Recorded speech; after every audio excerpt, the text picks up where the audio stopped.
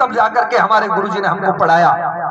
पैसों से पढ़ाई होती है, आप ऐसा कह सकते हैं, सोच सकते हैं, लेकिन वस्तुतः ऐसा होता नहीं है। तो आप कहोगे कैसे होता है? पढ़ाई केवल कृपा से आती है। पढ़ा लिखा आदमी जब ही हो सकता है जब आशीर्वाद स्वरूप में, परमात्मा का प्रसाद स्वरूप में, गुरु का प्रसाद स्वरूप में पढ़ाई को यदि ग्रहण करता है तो वो पढ़ा लिखा हो सकता है। नहीं तो भैया हम सब लोग समझदार हैं। एक पिता होता है, मान लीजिए पिता जब विल तैयार करे अपनी वसीयत और उसमें कह दे कि एक बेटे को मैं अपना मकान दे रहा हूं, दूसरे बेटे को दुकान दे रहा हूं, तीसरे बेटे को जमीन दे रहा हूं और सबसे छोटा बेटा मेरा अनपढ़ रह गया है तो उसमें मेरी एमबीए की डिग्री मैं उसको दे रहा हूं।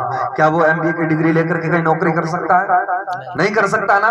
ऐसे नहीं दिया जा सकता है। स्वयं का पुरुषार्थ और दूसरे का आशीर्वाद काम करता है, तभी संभव हो सकता है। ठीक वैसे कोई डिग्री ले भी आए, पैसों से खरीद करके भी आजकल चल रहा है, ऐसा ले भी आए, लेकिन जब साइन करना होगा, जब कोई वार्ता होगी, आदान प्रदानता होगी, तब वो कुछ कह नहीं पाएगा तो पता चल जाएगा कि पढ़ा लिखा नहीं है, फर्जी डिग्री है। तो जीवन को ऐसा बनाना है कि प्रसाद और पुरुषार्थ दोनों जब मिलते हैं तो एक नई इमारत खड़ी होती है। इसलिए समझना चाहिए अपने आप का निर्माण करने के लिए हम सभी लोग प्रसाद के रूप में अपने विद्या ध्यान करेंगे, स्वाध्याय करेंगे। तो सबसे पहला जो हम विद्या के विषय में कह रहे थे, धीरज धर्म।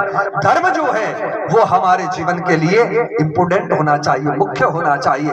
धर्म के लिए अपने आप को भी मिटाना पड़े तो कभी व्यक्ति को पीछे नहीं खिसकना चाहिए। ये धर्म का विषय है। तो धीरज धर्म मित्र अरुणारी बोले व्यक्ति को, फिर बाद में यदि मित्र की हम चर्चा करें, बोले मित्र होना चाहिए। अब आप कहोगे कि मित्र तो होना चाहिए, हमें मित्र मिल ही जाएगा, कहीं पर भी मिलता है, तो कैसा मित्र होना चाहिए? आजकल कैसे मित्र होते हैं आपको हम बताएं? आजकल मित्र होता है, कोई किसी के साथ कॉलेज में देखेंगे मित्र होते हैं तो कैसे होते पता है? बाइक पर बिठा करके लेकर के घूमने वाले होंगे, चाय पिलाने वाले होंगे और यहाँ तक स्मैक तक ले जाते हैं धीरे धीरे।